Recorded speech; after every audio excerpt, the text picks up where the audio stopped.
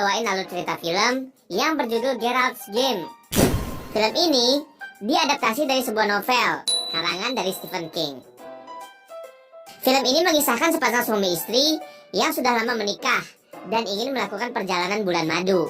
Bagaimana kisah pagelaran budaya mereka? Sebelum nonton videonya, jangan lupa untuk klik subscribe. Yang sedang mempersiapkan pakaian seksinya. Kemudian dilanjutkan dengan suaminya yang juga mempersiapkan barang-barang dalam tas berisi baju dan juga borgol. Kira-kira untuk apa ya? Film pun berlanjut di sebuah mobil mahal berwarna merah yang berisi sepasang suami istri yang bernama Gerald dan istrinya bernama Jessie.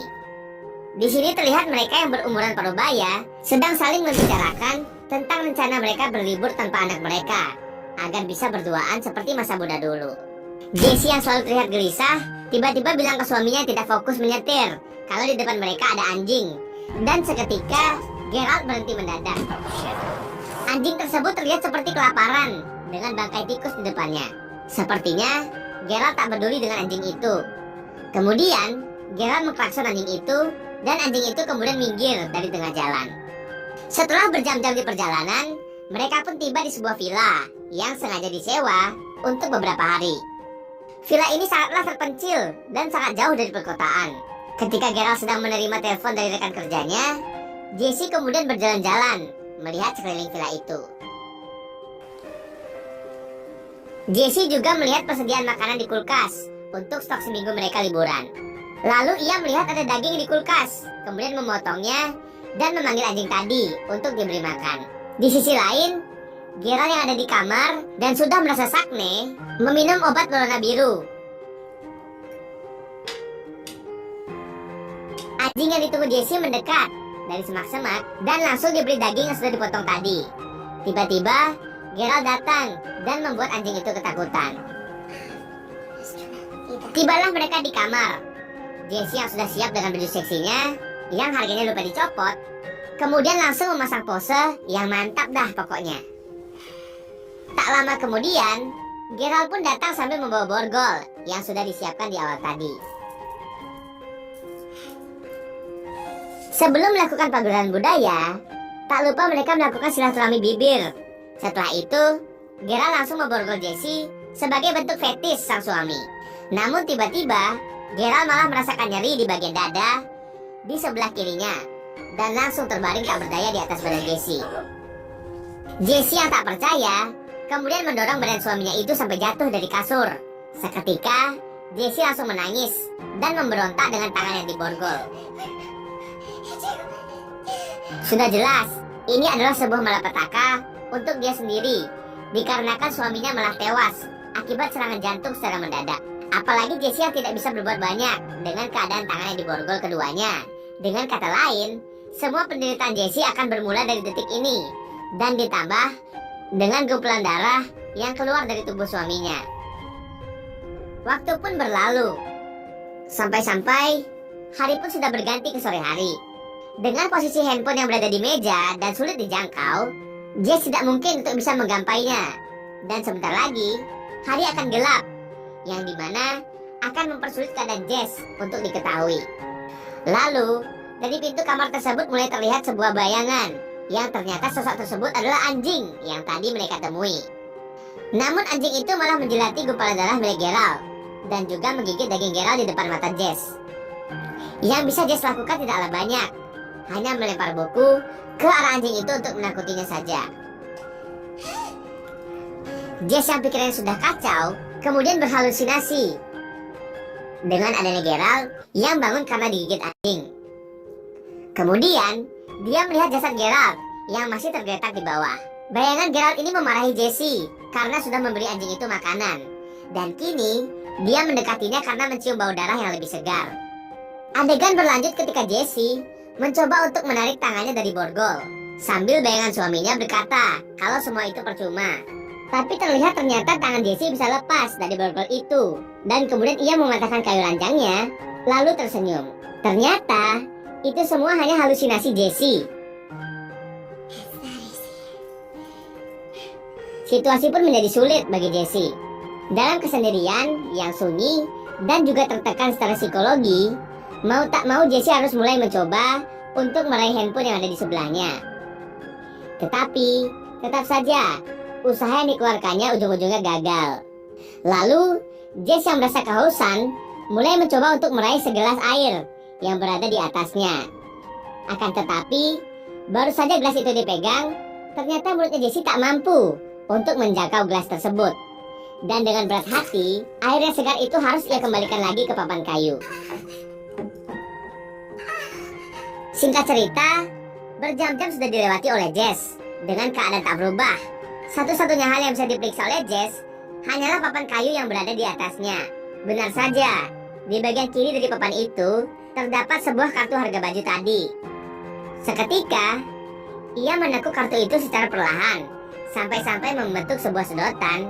Dan untung saja, ide cemerlang dari Jesse membuahkan hasil, dan ia langsung menikmati segelas air tanpa ragu.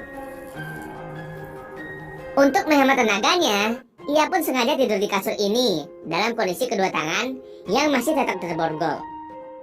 Pada saat tengah malam, anjing yang tadi mendengar ada suara langkah kaki yang datang, dan Jesse juga terbangun melihat ada hantu seorang pria yang berada di sudut kamarnya. Dan orang ini tiba-tiba membuka kotak yang berisi tulang. Jesse yang merasa itu hanya halusinasi, kemudian memejamkan matanya untuk tidur. Jesse yang tertidur lelap bermimpi saat masa kecilnya dulu, waktu berlibur bersama ayahnya dan juga bersama ibu beserta kedua adiknya. Ia masuk ke sebuah rumah di tepi danau. Ibunya datang dan bicara dengan Jesse untuk mengajaknya naik perahu. Tapi karena takut, Jesse menolak permintaan ibunya tersebut. Scene berpindah saat orang tua Jesse yang berubah karena Jesse bersikap tidak sopan, sementara ayahnya selalu memajakannya. Kemudian ibunya pergi dengan adik-adik Jesse. Sementara itu, Jesse yang berduaan dengan ayahnya sedang menunggu gerhana sambil mendengarkan lagu di radio. Ayahnya memberikan Jesse kacamata khusus dan memintanya untuk memangku Jesse seperti dulu. Sementara Jesse melihat gerhana, ayah Jesse malah sakni melihat anaknya sendiri. Dan langsung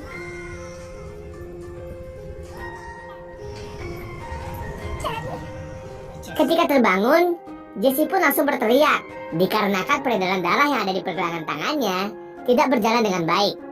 Bahkan tangannya terlihat mulai membengkak dan juga membiru dalam waktu 1 malam. Di sisi lain, anjing itu masih berada dalam kamar dan jasad suaminya sudah mulai dikerubungi lalat. Hampir 12 jam Jesse tersiksa, dan mau gak mau, ia mulai minum sedikit air dari gelas yang disimpannya.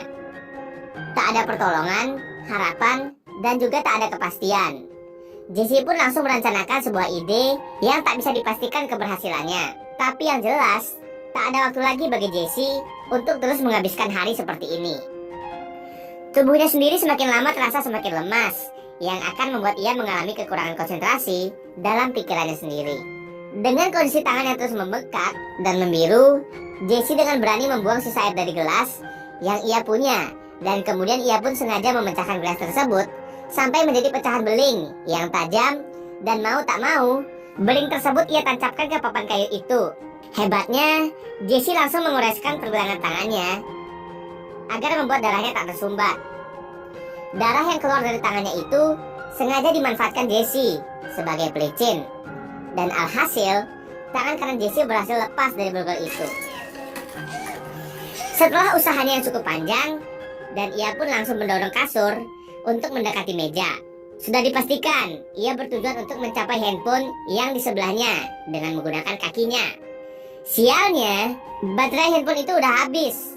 Dan mau gak mau, Jesse harus menggeser kasur dan berusaha untuk menggapai kunci borgol yang diletakkan oleh Gerald. Setelah momen yang menegangkan, akhirnya Jesse berhasil melepaskan borgol yang ada di tangan kirinya. Setelah terlepas, hal pertama yang dilakukan oleh Jesse adalah meminum air keran dan juga membilas tangannya yang sudah dipenuhi darah. Lalu setelah dibilas, darah yang terus mengucur dari tangannya itu mulai diperban. Tapi saat ia baru melihat kunci mobil, tiba-tiba Jesse pingsan. Pada saat Jesse bangun, ternyata hari sudah menjadi malam dan ia melihat jasad Gerald yang sudah tak berbentuk. Jesse yang berusaha sekuat tenaga pun langsung mengambil kunci mobil. Ternyata di lorong kamar itu sudah ada hantu pria tadi yang menunggu Jesse, dan Jesse terlihat malah memberikan cincin pernikahannya untuk si hantu. Jesse yang sudah terlalu lemas membuat dirinya sulit untuk menyetir dan membuat ia menabrak sebuah pohon. Karena menabrak pohon dengan keras, penghuni sekitar menyadari suara benturan itu dan penghuni itu beranjak keluar untuk menolong Jesse yang sudah sekarat. Singkat cerita, Jesse yang sudah sekarat dibawa ke rumah sakit. Karena peristiwa itu, Jesse mengalami trauma yang cukup serius. Ternyata, hantu pria tadi memiliki hobi memutilasi mayat, pagelaran budaya dengan mayat, kemudian memotong burung laki-laki.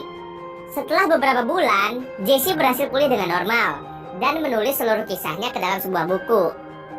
Walaupun ia harus sendirian tanpa pendamping, tapi ia tetap bahagia untuk kehidupannya yang sudah mulai membaik. Dan film pun selesai.